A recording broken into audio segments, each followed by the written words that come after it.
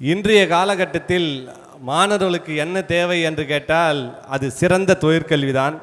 அந்த தொழிற்கல்வியை ஒருவன் பெற்றுவிட்டால் நிச்சயமாக இந்த உலகத்தில் எத்தனை சாதனைகள் வேண்டுமானாலும் படைக்க முடியும் என்று தொழிற்கல்வி மாணவர்களை ஊக்குவித்து கொண்டிருக்கக்கூடிய திரு ஹரிதாஸ் அவர்களுக்கு நமது கல்வி நிறுவனங்களுடைய தலைவர் அவர்களும் செயலாளர் அவர்களும் இணைந்து சிறப்பு செய்கிறார்கள்.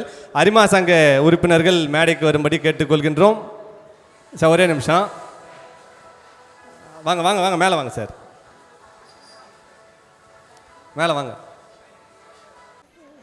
அரக்கோணம் பகுதியைச் சேர்ந்த இவர் பல ஆண்டுகளாக சமூக சேவையிலும் பொதுநல பணிகளிலும் ஈடுபட்டு வருபவர். லயன்ஸ் அமைப்பின் உயரிய விருதான MJF விருது பெற்றவர். இவரை கௌரவ உரையாற்ற இப்போது மேடைக்கு அழைக்கிறேன். ஒரு மகிழ்ச்சியான தருணம் என்று கேட்டால், இந்த பாலிடெக்னிக் தொடக்க விழாவிற்கு நான் இங்கே வந்திருக்கிறேன்.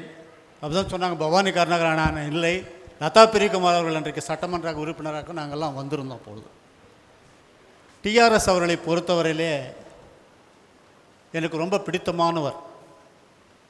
அதே மாதிரி அவர் முன் உதாரணமாக விளங்கியவர். எத்தனையோ சோதனைகள் நிறைய பேருக்கு தெரியாது, இன்றைக்கி இந்த தருணத்தை தான் நினைப்பார்கள். எல்லாவற்றையும் தாண்டி ஒரு மனிதனுக்கு ஒரு கிரைசிஸ் என்று சொல்வார்கள். அந்த கிரைசிஸ் வரும்போது தான் நிறைய ஆப்பர்ச்சுனிட்டிஸ் வரும் என்று சொல்வார்கள். அந்த அளவிற்கு வாய்ப்புகளை பெற்று இன்றைக்கு 9 கல்வி நிலையங்களை இன்று நிறுவி இன்றைக்கு கல்வியாளராக சிறந்த விளங்கி வருகிறார்கள் என்று சொன்னால் அது மிகையாகாது. நண்பர்களே, இன்றைக்கு அந்த அவர் கல்வி நிறுவனங்களை தொடங்கியதோடு மட்டுமல்லாமல் சமூக சேவையிலே அவர் அதிகமாக ஈடுபாடு, குறிப்பாக நம்முடைய லயன்ஸ் உறுப்பினராக இருந்து இந்த இடத்துல நிறைய அந்த செயற்கைக்கால் உறுப்புகளை வருடம் கொடுத்து அதை செய்வதிலே இன்றைக்கு மாவட்டத்திலேயே ஏன் தமிழகத்திலேயே ஒரு சிறந்து விளங்கி வருகிறார்கள். அதே மாதிரி இரத்த தான முகாம். இன்னொன்று சொல்லப்போனால் ரவிக்குமார் அவர்கள் தந்தைக்கு தகுந்த பிள்ளை. தந்தை எப்படியோ தந்தை எவ்வழியோ அவ்வழிதான் பிள்ளை என்று சொல்வார்கள். ரவிக்குமார் அவர்களை பற்றி சொல்ல இன்றைக்கு ரோட்டரியோட கவர்னராக வந்திருக்கிறார்கள். எனக்கு என்னென்னா TRSஐ அவரை ஆளுநராக ஆக்க வேண்டும் என்று நான் நினைத்தேன். ஆனால் அவர் வேண்டாம் என்று சொல்லிவிட்டார். அது என்னமோ இன்றைக்கு ஈடு செய்யும் வகையிலே ஒரு ஆளுநர் இந்த குடும்பத்தில் வர வேண்டும். இவர் ரோட்டரியிலே ஒரு ஆளுநராக வந்திருக்க அவருக்கும் என்னுடைய பாராட்டுதல்களும் வாழ்த்துக்கள். அதே மாதிரி ரவிக்குமார் அவர்களை பற்றி சொல்வது என்றால், அவரும் சிறந்த உழைப்பாளி. ஒரு காலத்தில் இந்த கோழிப்பண்ணை நடத்துவது என்பது சாதாரண விஷயம் அல்ல. எனக்கு அந்த அனுபவம் உண்டு. நான் ஒரு பெரிய அளவில் நடத்த வேண்டும், ஒரு சின்னதாக ஒரு யூனிட்டை போட்டு மிகவும் சிரமப்பட்டு வேண்டாம் என்று வந்துவிட்டேன். ஆனால் அதை வெற்றிகரமாக நடத்தியவர் ரவிக்குமார் அவர்கள். நிறைய பேருக்கு தெரியாது. இன்றைக்கு கல்வி நிறுவனங்களே இன்றைக்கு சொபஸ்டிகேட்டடாக வர்றாருன்னு தான் நினைக்கிறீங்க. இதனால் எல்லாருடைய ஒரு மனிதருக்கு பின்னாடி எப்படி இருக்கிறது என்பதை நாம் பார்க்க வேண்டும். குறிப்பாக இன்றைக்கு மாணவர்கள் எல்லாம் இருக்கிறீர்கள். நீங்களும் வருங்காலத்திலே ஒரு பெரிய அளவிலே நீங்கள் வருவீர்கள். இவர்களெல்லாம் இன்றைக்கு முன்னுதாரணம். அடுத்தது இங்கே சிறப்பு விருந்தினராக இருக்கின்ற பள்ளிப்பட்டு சட்டமன்ற உறுப்பினர் என்னுடைய அருமை சகோதரர் டாக்டர் ராமன் அவர்கள். அவருக்கு எனக்கு நிறைய தொடர்பு உண்டுகள். நாங்கள் ஒரே இயக்கத்திலே வந்தவர்கள். ஆனால் அவர் என்னென்னா, கட்சியில் வரும் பொழுது அவரை எப்படி சந்தித்தேன் என்றால், வேலூரில் அப்பொழுது நாங்கள் சட்டமன்ற உறுப்பினர்களை சேர்வதற்கு ஃபார்ம் கொடுத்து கொண்டே இருக்கிறோம். அப்பொழுது அவர் சோளிங்கர் சட்டமன்றத்திற்காக, அது அவங்க சொன்னால் கோச்சிக்குவாங்க, ஆனால் அன்றைக்கு அவர் ஃபார்ம் வாங்கும் பொழுது வந்தார். நான் அப்போ கேட்டேன், நீங்கள் என்ன பொறுப்பில் இருக்கீங்கன்னார். நான் டாக்டருக்கு படிச்சிருக்கேன்னார். சார், நாங்கள் கட்சியில் வேலை செய்பவர்களுக்கு தான் சீட்டு கொடுக்குறோம் அப்படின்னு சொன்னோம். ஆனாலும் கூட நீங்கள் கொடுக்கிறீர்கள் அப்படின்னு. அப்புறம் அவங்களுடைய பாரம்பரியம் ரொம்ப பெரிய பாரம்பரியம், சாதாரண குடும்பம் அல்ல. அது பார்மம் ESS அவருடைய அந்த பாரம்பரியம். அப்படிப்பட்ட நண்பர். அவருக்கு அடுத்தது தமிழ் மாநில காங்கிரஸ் அந்த இயக்கம் பிரிந்து வரும்பொழுது அவருக்கு சட்டமன்ற உறுப்பினராக அந்த இடம் கிடைத்தது. ஏன்னா பள்ளிப்பட்டு சட்டமன்றத்தில் எடுத்துக்கொண்டால் ஏகாம்பர் ரெட்டியார் அவர்கள் எப்பொழுதுமே அவருக்கு சீட்டு தான் கொடுக்கணும். அவர் எப்பொழுதுமே ஒரு தடவை ஒரு சீட்டு கொடுக்கலன்னு தனியாக கூட நின்னார். அதான் நான் அவருக்கு அன்றைக்கு வழங்கப்பட்டது. அதை கொண்டு அவருக்கு அந்த ஆத்தரைசேஷன் லெட்டரை கலெக்டர் ஆஃபீஸில், காஞ்சிபுரம் கலெக்டர் ஆஃபீஸில் கொடுப்பதற்கு அப்போ கேட்டார் என்ன. நான் சொன்னேன், சரி வாங்க சார்ன்ட்டு. அப்புறம் அர்மதா ஜீப் அது அன்றைக்கு நாங்கள் அழைத்து கொண்டு நேராக ஒரு அரை மணி நேரம் தான் இருக்கிறது. அதை கொடுத்து விட்டு, இல்லை சார் நான் தலைவரை பார்க்குறதுக்கு வந்தேன், நான் பார்த்துட்டு வரேன்னு. அப்புறம் நேராக ஐயா மூப்பனார் அவர்களை போய் சந்தித்த பொழுது சொன்னேன். அப்போ நான் ஒரு செய்தியை மட்டும் சொன்னேன் அவர்கிட்ட. அதான் ஒரு தலைவர் என்பது எப்படி என்பது. நீங்கள் ஏகாம்பர ரெட்டியார் பெயரை நீங்கள் அறிவித்து விட்டீர்கள், ஆனால் நீங்கள் சீட்டு மாற்றி கொடுத்தீங்கன்னு ரெட்டியாருக்கு ரொம்ப வருத்தங்க என்ன. ஆனால் தலைவர் என்ன சொன்னார் தெரியுங்களா? தப்பு தான்னார். அதுதான் தலைவருக்கு அறிகுறி. ஆனால் அவர் இன்னொன்னையும் சொன்னார், நான் சென்ற முறையே சொல்லிவிட்டேன், அவருக்கு இனிமேல் தரப்போகிறதில்ல, நான் வேறு இளைஞருக்கு தர வேண்டும் என்று நினைக்கிறேன் என்று சொன்னேன், அதனால தான் நான் கொடுத்தேன் அப்படின்னார். அப்படிப்பட்ட ஒரு சட்டமன்ற உறுப்பினராக, ஒரு சிறந்த சட்டமன்ற உறுப்பினராக நிறைய பேசி, அந்த சட்டமன்றத்தில் அதிகமாக பேசியவர் என்று சொன்னால் அது டாக்டர் ராமன் என்று சொன்னால் அது மிகையாகாது. அந்த அளவிற்கு. ஆனால் இன்று வரையிலும் நாங்கள் தொடர்ந்து இன்றைக்கு வாசன் அவரிடத்தில் இன்றைக்கு நாங்கள் அதிகமாக கூட வாசன் அவரிடத்தில் தொடர்ந்து நாங்கள் பணியாற்றி இருக்கிறோம் என்று சொன்னால் அதான் ஒரு என்ன சொல்லுவாங்க, லெகசி என்று சொல்வார்களா, அந்த லெகசியில் நாங்கள் வந்திருக்கிறோம். அப்படிப்பட்ட இது. அதே மாதிரி இந்த பள்ளியினுடைய இந்த பாலிடெக்னிக் கல்லூரியுடைய பிரின்சிபல் CN வீரமணி அவர்களே மற்றும் இங்கே இருக்கின்ற ஆசிரியர் பெருமக்களே, அதே மாதிரி லைன்ஸ் ஏக்கம் மற்றும் ரோட்டர் சங்கங்களிலிருந்து வருகை தந்திருக்கின்ற அருமை சகோதரர்களே, நண்பர்களே, பள்ளி மாணவர்களே, இன்னும் இங்கே வருகை தந்திருக்கின்ற பொதுமக்களே, அனைவருக்கும் என்னுடைய காலை வணக்கம். அன்றைக்கி பார்த்திங்கன்னா நாம் சுதந்திரம் வாங்கிய பொழுது டெக்னிக்கல் மேன் பவர், அதாவது நிறைய இண்டஸ்ட்ரி வரணும்னு நினச்சோம். ஆங்கிலேயர் காலத்தில் நம்மக்கிட்ட இண்டஸ்ட்ரி ஒன்றுமே இல்லை. நிறைய தொழிற்சாலைகளை உருவாக்க வேண்டும் என்று அன்றைக்கு திட்டமிட்டார்கள். பெருந்தலைவர் காமராஜர் அவர்கள் அதற்கு அதிகமாக செய்ய வேண்டும் நினைத்தார்கள். அப்பொழுது R. வெங்கட்ராமன் அவர்கள் தொழில்துறை அமைச்சர். அப்போ என்ன செய்யலான்னு யோசனை பண்ணும்போது இன்ஜினியரிங் கல்லூரி, அப்போ கிண்டி இன்ஜினியரிங் காலேஜ் இருந்தது. அதுக்கு அடுத்தது கோவையிலே 2 பொறியியல் கல்லூரிகள் இருந்தது. CIT, PhD டெக் இருந்தது. அங்கே GCT கூட இல்லை, நான் படித்த கல்லூரி கூட இல்லை அப்பொழுது. நான் அதுக்கப்புறம் தான் வந்தது. அங்கே அந்த நேரத்தில் என்ன செய்யலாம்னு நினைக்கும் பொழுது குறுகிய காலத்தில் ஷார்ட் டைம் கோர்ஸ், அதான் டிப்ளமா இன் இன்ஜினியரிங்னு சொல்லி அன்றைக்கு பாலிடெக்னிக்கை தொடங்க வேண்டும் என்று நினைத்ததான் அப்பொழுது துவங்கினார்கள். அப்படி துவங்கும் பொழுது அடையாரிலே சென்ட்ரல் பாலிடெக்னிக், ஆவடியில் முருகப்ப செட்டியார் மெமோரியல் பாலிடெக்னிக் முருகப்பா குரூப்பின் சார்பாக அங்கே துவங்கப்பட்டது. ராஜகோபால் பாலிடெக்னிக் குடியாத்தம், அதே மாதிரி தந்தை பெரியார் பாலிடெக்னிக், அப்படின்ற இந்த பாலிடெக்னிக்கெல்லாம் நிறைய தமிழகம் எங்கும் வந்தது. அதுக்கப்புறம் நிறைய இன்ஜினியரிங் கல்லூரிகள். நான் படிக்கும்பொழுது எத்தனை இன்ஜினியரிங் கல்லூரி என்றால் 8 இன்ஜினியரிங் காலேஜ் விரல் விட்டு எண்ணிடலாம்.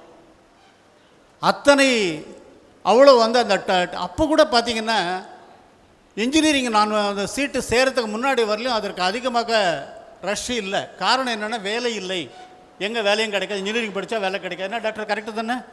அதனால தான் அவர் டாக்டருக்கு போயிட்டார். இன்ஜினியரிங் கல்லூரியில் சேர்ந்தால் அப்பொழுது நான் கூட போகிறதுக்கு இஷ்டம் இல்லை, நான் BSc கெமிஸ்ட்ரி படிக்கணும்னு நினச்சி போனேன். அதுக்கப்புறம் எங்கள் மாமா ஒத்துக்கல, அவர் டியூப் ப்ராடக்ட்ஸில் இருந்தார். உடனே அவர் கூப்பிட்டு நீ எங்கள் இன்ஜினியரிங் தான் நீ பண்ணணும் அப்படின்னாரு. அப்போ முடிந்து விட்டது, அப்ளிகேஷன் கொடுக்க முடியாது. அப்போ சும்மா நீ 1 வருஷம் இருக்க வான்னு சொல்லி நேராக அவர் அப்பொழுது TI குரூப்பில் அங்கே பர்சனல் மேனேஜராக இருந்தார். உடனே அழைச்சிட்டு போய் சேர்த்து விட்டார். ஐயா சார் எங்கள் சீட்டே இல்லையா சார், முடிஞ்சு போச்சுன்னாரு. அப்புறம் அவங்க இவர் கரஸ்பாண்டன்ட்டு ஒரு சீட்டு சேர்த்துருங்க, யாராவது டிஸ்கண்டினியூ பண்ணிவிடுவாங்கன்னு சேர்த்துட்டாங்க. அப்படி தான் நான் முதல் 1 வருஷம் நான் பாலிடெக்னிக்கில் படித்தேன். அதனால தான் நான் இன்றைக்கு சொல்கிறேன், பாலிடெக்னிக்கில் ரொம்ப அதிகமாக அன்றைக்கு இருந்தது காரணம். அதற்கப்புறம் நான் பொறியியல் கல்லூரிக்கு சென்று விட்டேன்.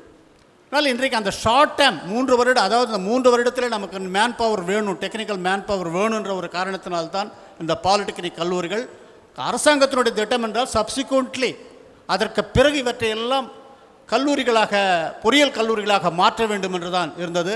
ஆனால் இது தனியாக நடந்தது, அது தனியாக நடந்தது.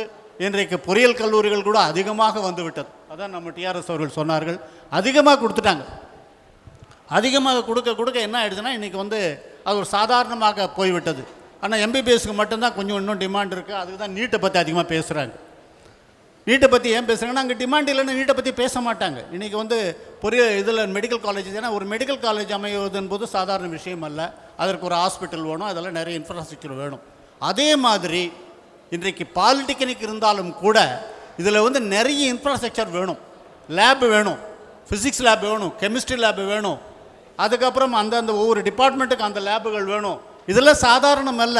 இதே மாதிரி தான் பொறியியல் கல்லூரிகள் கூட. அதனால் இதில் ஏதோ சாதாரணமாக நினைக்க வேண்டியதில்லை. அதுவும் இன்றைக்கு பார்த்தா லேட்ரல் என்ட்ரிக்கும் நீங்கள் போகலாம். ஆனால் அதிகமான வேலை வாய்ப்புகள் எங்கே கிடைக்கிறதுன்றால் டிப்ளமோ ஹோல்டர்ஸ் தான். நான் ஆவினில் பணிபுரியும் பொழுது எங்களுக்கு அந்த ஐடிஐலேருந்து நாங்கள் எடுக்க வேண்டும் என்று நினைத்தோம். ஐடியில் எடுக்கும் பொழுது பார்த்திங்கன்னா அவங்க செமி ஸ்கில்டுன்ற, அதாவது ஒரு ஐடிசி மட்டும் என்டிசி மட்டும் தான் வாங்கியிருப்பாங்க. என்ஏசி இருந்தால்தான் அவர்களுக்கு ஸ்கில்டு. நாங்கள் அதாவது கவர்மெண்ட், அதனால் எடுக்க முடியாது. அப்படி எப்படி பார்த்தாலும் என்ஏசி இல்லைன்னு சொல்லி அனுப்பிட்டோம். அதுக்கப்புறம் நான் ஒரு யோசனை சொன்னேன், ஏன் நம்ம டிப்ளமோ ஹோல்டர்ஸ் நம்ம முதல்ல எடுத்து அவர்களை ஆப்ரேட்டர்களாக போட்டு அதுக்கப்புறம் அவங்களுக்கு ஜேஇ ப்ரமோஷன் கொடுக்கலான்னு சொல்லி அப்படி ஒரு போட்டு தான் நாங்கள் ஒரு 10 பேர்களை அப்புறம் எடுத்து அவர்களெல்லாம் ஜேஇக்களாக நானே ப்ரமோட் பண்ணிட்டு வந்தேன். இதுதான் இன்றைக்கி. இது வாய்ப்புகள் என்னன்றா, நீங்கள் சூப்பர்வைசர் கேடர், ஆனால் கீழ்நிலையில் நீங்கள் பணிபுரியும் பொழுது தான் அதற்கான உங்களுக்கு எக்ஸ்பீரியன்ஸ் எல்லாம் நிறைய கிடைக்கும். நான் கூட ஆவினில் போய் ஜாயின் பண்ண ஒரு ஏஇயாக போனேன். அன்றைக்கி இந்த பேக்கெட் மிஷின் ப்ரீபேக் ஃப்ரான்ஸ்லேருந்து இம்போர்ட் பண்ணிட்டாங்க. அதுக்கப்புறம் யாருக்குமே தெரியாது. நான் எலக்ட்ரானிக்ஸ் இன்ஜினியரிங் கிராஜுவேட்டு. நான் அங்கே போகும்பொழுது அப்போது என்னுடைய பாஸ் சொன்னார் இதுன்னு அவருக்கும் தெரியாது. அப்புறம் பேசாமல் சர்க்யூட்டை வாங்கி, அந்த ஃப்ரெஞ்சில் இருந்தது, சர்க்யூட்டை முழுவதுமாக படித்து அந்த மிஷினுடைய இதில் எலக்ட்ரானிக்ஸில் என்னென்ன வருது அது மாதிரி நம்முடைய ஆர்வம் தான். இது எதுவும் நமக்காக நான் அன்றைக்கி கூட ஒரு ஏஐயா வந்தால் போதும், கவர்மெண்ட்டில் யாரும் உங்களை கேட்க மாட்டாங்க, என்ன வேலை பார்க்குறீங்கன்னு கேட்க மாட்டாங்க. ஆனால் அங்கே நாம் நம்மை பற்றி ஸ்பெஷலைஸ், நம்ம நம்முடைய தரத்தை நாம் உயர்த்தி கொள்ள வேண்டும். எங்கு போனாலும் அதை பற்றி படிக்க வேண்டும். ஆனால் நிறைய ஒற்ற மாற்றங்களை அன்றைக்கு என்னால் அங்கே செய்ய முடிந்தது. அதற்கான அதிகாரமும் எனக்கு கொடுக்கப்பட்டது. அதான் அன்றைக்கு நாங்கள் பெரிய மாற்றங்களையும் செய்தோம் அன்றைக்கு ஆவின் நிறுவனத்தில். அதுக்கப்புறம் நம்ம வெளியில் வந்துட்டோம், அது வேறு விஷயம். ஆனாலும் கூட இன்றைக்கு இந்த பாலிடெக்னிக் கல்லூரியில் நிறைய நல்ல டீச்சர்ஸ் என்பவர்களை ஏன் பாராட்டப்பட வேண்டும் என்று சொன்னால், நீங்கள் இப்போ படிச்சுட்டு போயிடுவீங்க, அவங்க எப்பவுமே படிச்சுக்கிட்டே இருப்பாங்க. அவங்க பாடங்கள் நடத்துவது மட்டுமல்லாமல் இன்றைக்கு அப்படி கிடையாது. பாடம் நடத்தினா தே ஷுட் எக்யூப் தெம்செல்ஸ். அவர்கள் அதில் என்னென்ன வேண்டுமோ அதையெல்லாம் கற்றுக்கொள்ள வேண்டும். அதிகமாக புத்தகங்களை படிக்க வேண்டும். லைப்ரரியில் எல்லாம் போகணும். இந்த இன்ஜினியரிங்கெல்லாம் பார்த்தீங்கன்னா நீங்கள் லைப்ரரி தான் பெரிய இது. இதில் நீங்கள் எதுக்குமே டெக்ஸ்ட் புக்ஸ் கிடையாது.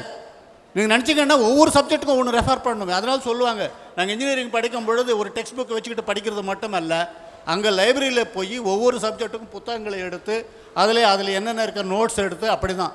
அதே மாதிரி அவங்களும் அதே தான். இன்ஜினியரிங் காலேஜில் பார்த்தீங்கன்னா நீங்கள் ஒரு லெக்சரருக்கு 3 கிளாஸ் தான் இருக்கும், வாரத்துலேயே 4 கிளாஸ் தான் இருக்கும். ரொம்ப இது காரணம் என்னென்னா, அவங்க தே ஹேவ் டு ப்ரிப்பேர். ஒரு வகுப்பு எடுக்கணும்னா அவங்க ப்ரிப்பேர் பண்ணிவிட்டு எடுக்கணும். அந்த அளவிற்கு அந்த டெக்னிக்கல் நாலேஜ் அவர்களுக்கு இருக்க வேண்டும். அதனால தான் ஆசிரியர் பெருமக்கள் என்னமோ இன்றைக்கி கிளாஸ் எடுத்துகிட்டு போயிடுறதில்ல. இது நம்ம ஸ்கூலில் எடுக்கிறது அது வேறு. ஆனால் இங்கே இந்த மாதிரி ஒரு டெக்னிக்கலில் வரும்பொழுது நிச்சயமாக அவர்கள் தாங்கள் பயிற்றுக்கொண்டு அதற்கு பிறகு வகுப்பு, அதனை நிச்சயமாக நாம் பாராட்ட வேண்டும். அதே நேரத்தில் அவர்கள் அந்த ஆசிரியர்களாக இருப்பவர்கள் மாணவர்களுடைய நிலைமை என்ன, you should know your audience.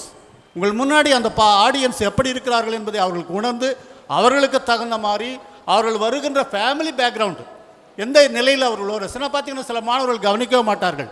அதற்கு காரணம் அவருடைய ஃபேமிலி பேக்ரவுண்டு, அவங்களுடைய கஷ்டம். இப்போ நம்முடைய சேர்மன் அவர்கள் ஒன்றை சொன்னார்கள், முதல் மாணவனாக அந்த ஸ்டேட்டில் அந்த மாணவனுக்கு இலவசமாக அவர்கள் பீஸ் வாங்காமே இந்த கல்லூரியில் இடத்தை கொடுத்துருக்கிறார்கள். அவன் தான் முதல் மாணவனாக வந்தான். அவர் இன்றைக்கி கொடுக்கலன்னா அவன் முதல் மாணவனை வரமாட்டான், இன்றைக்கி ஃபாரினில் இருக்க மாட்டான். அதை செய்தவர் நம்ம டிஆர்எஸ் அவர்கள் என்று சொன்னால் அது மிகையாகாது. இதுதான் இன்றைக்கு அவரை வளர்த்து கொண்டே இருக்கிறது. இல்லை என்று சொன்னால் அன்றைக்கி அவங்க ரயில்வே கான்ட்ராக்டராகத்தான் தொழிலை செய்து கொண்டிருந்தார்கள். இன்றைக்கி ரயில்வே கான்ட்ராக்டர் நிறைய அந்த போயிடுச்சு இன்றைக்கி. ஆனால் அன்றைக்கி இருந்ததுலேருந்து கொஞ்சம் கொஞ்சமாக மாற்றங்களை, எப்பொழுதுமே மாற்றங்கள் மாறாது என்று சொல்வார்கள். நம் மாற்றங்களை தேடி போக வேண்டும். அந்த மாற்றங்களை அவர் எடுத்தால் இன்றைக்கு அவர் சக்ஸஸ்ஃபுல்லாக வந்தார். அவருடைய பிள்ளையும் அதே மாதிரி அவர் அதுக்கு மேலே ஒரு படி தாண்டி போய் கொண்டிருக்கிறார். இன்றைக்கி பார்த்தீங்கன்னா குளோபல் ஸ்கூல், அன்றைக்கி நான் போயிருந்தேன், அருமையான ஒரு ஆடிட்டோரியம் எல்லாமே செஞ்சுருக்காங்க. அதே மாதிரி இங்கே பார்த்தீங்கன்னா ஏஐ தொழில்நுட்பம், நிறைய பேர் நினைக்கிறாங்க ஏஐ தொழில்நுட்பம் வந்தால் நல்லா இருக்கும்னு நினைக்கிறாங்க. ஆனால் அவங்களுக்கெல்லாம் வேலை போயிடும். அதே மாதிரி தான் கம்ப்யூட்டருக்கும் சொன்னோம். ஆனால் கம்ப்யூட்டர் வந்தனால வேலை போயிடுச்சா? வேலை போகல. கம்ப்யூட்டர் இல்லைன்னா இன்றைக்கி ஒன்றுமே, நான் கூட அலுவலகத்தில் போன உட்காந்தேன்னா கம்ப்யூட்டர் இல்லைன்னு என்னால் ஒன்றுமே பண்ண முடியாது. அந்த அளவுக்கு அதே மாதிரி தான் ஏஐ தொழில்நுட்பம். ஏஐ தொழில்நுட்பத்தில் என்னென்னு சொன்னால், ஒரு லெட்டர் டிராஃப்ட் பண்ணுறதுக்கு கூட அதில் பாயிண்ட்ஸ் கொடுத்தோம்னா அது ஒரு லெட்டராகவே டிராஃப்ட் பண்ணி கொடுத்துரும். அதான் இன்றைக்கு ஏஐ தொழில்நுட்பம். அந்த ஆர்டிஃபிஷியல் இன்டெலிஜென்ஸ், அதாவது நம்மகிட்ட இருக்க இன்டெலிஜென்ஸை விட ஆர்டிஃபிஷியலாக செயற்கை நுண்ணறிவு, அந்த செயற்கை நுண்ணறிவு மூலமாக இன்றைக்கு பலவற்றை சாதிக்க முடியும். நாம் சிந்திக்க முடியாததெல்லாம் அந்த இயந்திரங்கள் சிந்திக்கும். அந்த வகையிலே தான் அதற்கு இடம் கொடுத்திருக்கிறார்கள். நீங்கள் எல்லாம் அதை பயன்படுத்தி கொள்ள வேண்டும். இன்னொன்றையும் கூட நண்பர்கள் சொன்னார்கள். நான் வந்து ஐஎம்ஸ் இன்ஸ்டியூட் மேனேஜ்மெண்ட் கமிட்டின்னு சொல்லி ஐடிஐயில் நிறுவினிருக்கார்கள். அதில் என்னை சேர்மனாக எடுக்க சொல்லி முதல் சொன்னாங்க. அப்போ நான் என்ன கேட்டேன்னா, இது அரசாங்கத்தை பற்றி எனக்கு தெரியும், இதில் என்னால் ஃப்ரீயாக வேலை பார்க்க முடியாது அப்படின்னு சொன்னேன். ஆனால் அப்பொழுது டைரக்டர் அவர்கள் என்ன சொன்னாங்கன்னா, நீங்கள் ஃப்ரீயாக பண்ணுங்கள், நீங்கள் என்ன நினைக்கிறீங்களோ அதை நீங்கள் செய்யுங்கள் என்று தான் எனக்கு அந்த ஃபுல் பர்மிஷனை கொடுத்தாங்க. அதே மாதிரி நான் பிரின்ஸிபலாக முதல்ல ஒருத்தர் கேட்கும்பொழுது அவங்க அப்போ தான் குரூப் 1 பாஸ் பண்ணியிருந்தாங்க. அவர்களை முதல் நான் சாய்ஸாக தான் எடுத்தேன். ஏன்னு சொல்கிறேன், அவர்கள் ஒரு பக்கத்தில் போகிறாங்க. அப்போ நான் எடுக்கும்போது ஒரு பெரிய சேலஞ்சு, 9 ஏக்கர் நிலம் அதனோடு இல்லை, மொத்தம் 16 ஏக்கர் அரசாங்கம் கொடுத்துருந்தது. 9 ஏக்கராக அது காணாமல் போய்விட்டது. அது டென்னிஸ் ஸ்டீலுக்கு கிரியேட் பண்ணிட்டாங்க. அந்த தொழிற்சாலை விற்க முடியும். அந்த 9 ஏக்கராவை மீண்டும் கொண்டு வருவது வந்து சாதாரண காரியம் அல்ல. அதே இவர்கள்லாம் கேஸ் போட்டாங்க. நான் அப்புறம் சொன்னேன், கேஸ் போட்டு நீங்கள் ஒன்றும், ஏன்னா அரசாங்கமே விற்று விட்டது, அரசாங்கமே கேஸ் போட்டிங்கன்னா நடக்காதுன்னு சொன்ன உடனே அவர்கள் என்ன செய்யலான்னாரு, அரசாங்கம் நம்ம கையில் இருக்குது, அதுக்கு பட்டா ஏற்கனவே அதற்கு அரசாணை பிறப்பிக்கப்பட்டு 16 ஏக்கராக்கு டிட்கோக்கு நீங்கள் பணம் கொடுத்துருக்கீங்க, கவர்மெண்ட்டில் கொடுத்துருக்கீங்க, அதனால் அந்த இடம் நமக்கு சொந்தமான இடம்னு டிராஃப்ட் ஃபுல்லாக போட்டு கொடுத்த உடனே அவர் கலெக்டரை கூப்பிட்டு பட்டா மாற சொல்லி கொடுத்தார்கள். ஆனால் அது சீக்கிரம் நடக்கலை. நம்ம இவருக்கு சில நண்பர்களுக்கு தெரியும், மாற்ற முடியாதுன்னு கூட சொல்லிட்டாங்க. ஆனாலும் கூட அந்த பட்டா மாறுதல் செய்து அந்த 16 ஏக்கராகவும் அந்த இடத்திற்கு வந்து அதற்கு அப்போ தான் சொன்னேன் நான், அப்போ டைரக்டருக்கு காம்பவுண்டுக்கு எனக்கு பணம் கொடுக்க வேண்டும் என்று சொல்லி 1.5 கோடி ரூபாய் பணம் கொடுத்தார்கள். நாங்கள் காம்பவுண்டு போட்டு எடுத்துக்கொண்டோம். அதற்கு பிறகு தான் பட்டா மாறுதல் கிடைச்சது. ஆனால் அதில் என்ன உங்களுக்கு இன்றைக்கு 4.0 பற்றி பேசுகிறோம். இன்றைக்கி ஐடியில் பார்த்தீங்கன்னா அந்த காலத்தில் என்னென்ன ட்ரேடு இருக்குன்னா, ஃபிட்டர் இருக்கும், ஃபிட்டர் ட்ரேடு மெயினாக இருக்கும். அப்புறம் வேறு என்ன ட்ரேட் சொல்லுங்கள் பார்க்கலாம், எலக்ட்ரீஷியன், அப்புறம் மெஷின் இது, அது மாதிரி சில ட்ரேடுகள் மட்டும்தான் இருக்கும். அடுத்தது வெல்டிங் இருக்கும், ரெஃப்ரிஜரேஷன் அண்ட் ஏர். நான் வந்து 2 ட்ரேட் அங்கே நான் போனவுடனே அதை ஆரம்பித்தேன், refrigeration, air conditioning, welder trade.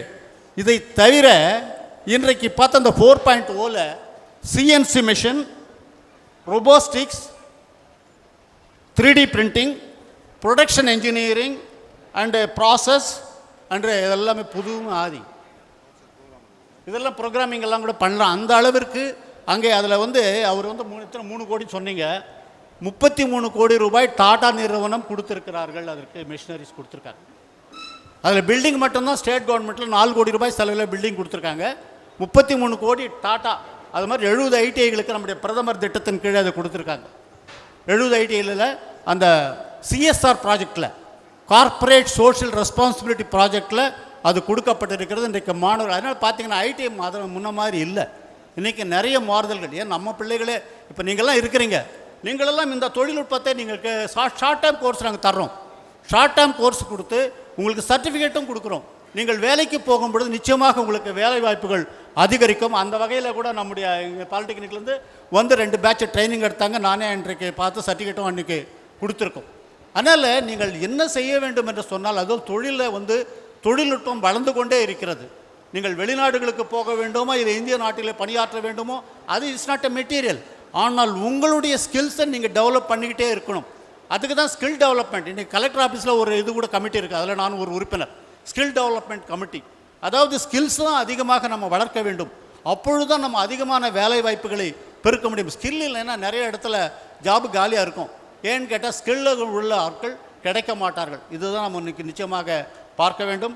அந்த வகையிலே ஒரு சிறப்பான ஒரு பாலிடெக்னிக் கல்லூரி, இதில் நிறைய கோர்ஸை கொண்டு வந்திருக்கீங்க. அதில் அக்ரிகல்ச்சர் இன்ஜினியரிங்கும் கொண்டு வந்திருக்கீங்க, அது ரொம்ப சிறப்பானது. இன்றைக்கு அக்ரிகல்ச்சரில் பார்த்தீங்கன்னா மெக்கனைஸ்டு நிறைய வந்துடுச்சு. டிராக்டர் மட்டும்தான் நீங்கள் பார்த்துருப்பீங்க, ஆனால் அதில் நெல் நடுவுக்கு கூட இன்றைக்கு மிஷின் இருக்கிறது. அதே மாதிரி இது பூச்சி மருந்துகள் ஸ்ப்ரே பண்ணுவதற்கு கூட இன்றைக்கு ட்ரோன் இது பண்ணிகிட்ருக்கோம். என்னோட சொன்ன அந்த ட்ரோன் மேனுஃபேக்சரிங் பண்ணிகிட்ருக்கார். இது மாதிரி நிறைய இன்றைக்கு வந்துட்டு அக்ரிகல்ச்சரில் நிறைய டெவலப்மெண்ட். இனிமேல் கொஞ்ச நாளில் வந்து யாருமே விவசாயத்தை சாதாரணமாக செய்ய மாட்டார்கள். ஏன்னா வந்து பெண்கள் போய் நடவு செய்வாங்களா, மெஷினில் தான் நட முடியும். அப்படியெல்லாம் இன்றைக்கு வந்து கொண்டு இருக்கிறது. ஆனால் எப்பொழுதுமே நீங்கள் இங்கே படிக்கின்ற அத்தனை பேருக்கும் வேலை வாய்ப்புகள், நிறைய வேலை வாய்ப்புகள் இருக்கிறது. ஆனால் உங்களை நீங்கள் தயார்படுத்திக் கொள்ள வேண்டும். நீங்கள் எப்படி வகுப்புகளை கவனித்து எனக்கு தெரியாது, ஆனால் இப்போ வந்து நாங்கள் அன்றைக்கி கவனிக்கல, அது விட்டுட்டோன்னு கூட இல்லாமல் இன்றைக்கு நீங்கள் புத்தகங்களை படித்து உங்களுடைய நாலேஜை நீங்கள் வளர்த்து கொண்டே இருக்கனால் நிச்சயமாக உங்களுக்கு சிறந்த வேலை வாய்ப்புகள் கிடைக்கும். நிறைய தொழிற்சாலைகள் நல்ல ஒரு சிறந்த ஒரு விற்பனர்களை இன்றைக்கு தேடிக்கொண்டிருக்கிறார்கள். அந்த வகையிலே நீங்கள் வேலை வாய்ப்புகளை பெறலாம் என்ற நேரத்திலே கூறி, இந்த பாலிடெக்னிக் கல்லூரி மற்றும் தொழில் நிறுவிய என்னுடைய அருமை சகோதரர் டிஆர்எஸ் அவர்களுக்கும் அவருடைய பிள்ளை ரவிக்குமார் என்னை கூப்பிட்டார். இது இப்போ நம்ம ஃபங்க்ஷனுப்பா, நான் வந்துடுவோம்ப்பா, நீ கவலைப்படாத அப்படின்னு. எப்பொழுதுமே நாங்கள் எல்லாம் ஒன்றாக இணைந்து லைன்ஸ் இயக்கத்தில் நாங்கள் பணியாற்றுவோம். அதே மாதிரி சிறந்த முறையிலே இந்த இவர்கள் தொடர்ந்து இவருடைய சேவைகள் தொடர வேண்டும். மேன்மேலும் எல்லா வல்லம் இறைவன் அவருக்கு நீண்ட ஆயுளை கொடுக்க வேண்டும், வளமான வாழ்க்கையை கொடுக்க வேண்டும் என்று. இந்த ஏன்னா 2 பேருக்கும் ஒரே நாளில் பிறந்தநாள், அது தெரியுமா உங்களுக்கு?